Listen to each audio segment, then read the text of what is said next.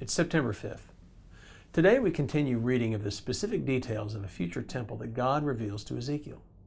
The level of detail of this temple, complete with measurements and physical dimensions, conveys that this structure is not symbolic, but it's tangible, something that will exist in the future. Like many end times passages, some aspects of the vision are mysterious and not as clear as the Western mind desires. This temple is clearly not the second temple that was in place during the time of Christ, as some aspects convey qualities of the New Jerusalem that John saw coming down out of heaven. It can be argued that this is the temple that will exist during the millennial reign of Christ upon the earth. This would be consistent with the idea that this is not the temple of the final state, the new heaven and the new earth, as there is no need for the sacrifices in the new heaven and the new earth, and in that place there is no more death. One question that often arises from this passage involves the reinstatement of the sacrificial system. Isn't Christ's sacrifice sufficient once and for all? Well, the short answer is yes, absolutely it is. Well, if this temple described in today's passage is the temple of the millennial reign of Christ, then these sacrifices taking place during this millennial time period would not be efficacious. That is, they're not needed for reconciliation or atonement. They aren't needed in order for man to be made right with God. Rather, these take place because Jesus, in his glorified state, God himself, is on this present earth, dwelling with men and women in their present unglorified state.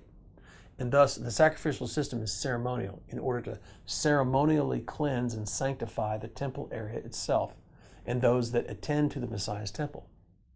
Chapter 43, verse 12, references this idea of the basic law of the temple. Quote, "This is the law of the house.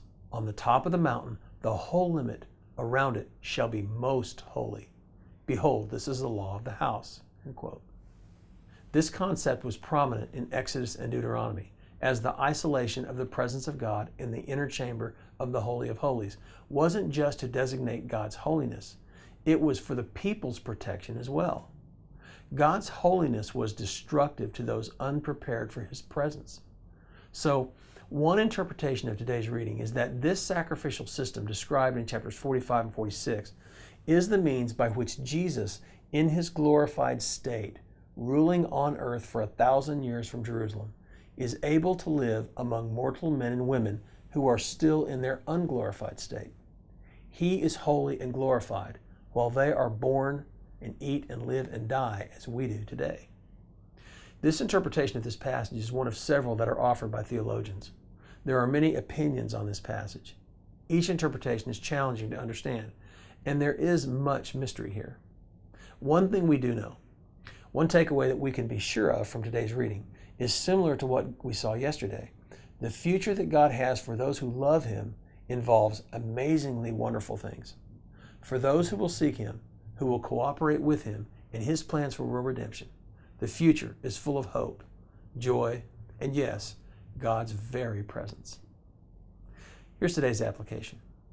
If you're a follower of Jesus, your future is more amazing than you can imagine. Your destiny is awesome. It's a future, both in this life and beyond, that is glorious. Whatever you are going through today, know that your hope is secure. Now here's today's prayer.